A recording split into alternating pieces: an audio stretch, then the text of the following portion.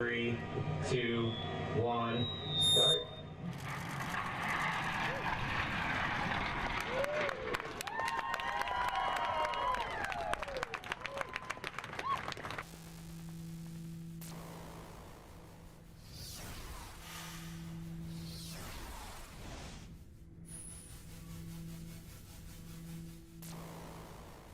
So what you saw today was just a test of the linear electric motor.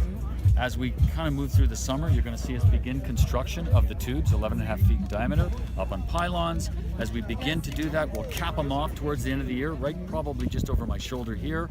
We'll create a low pressure environment with very powerful pumps. We'll have the levitation system, which doesn't use energy but uses passive methods, very efficient electricity. We'll move the white stators you see over my shoulder into the tube, and that whole system will be tested. We call it our Kitty Hawk moment. That's the next big milestone for Hyperloop One.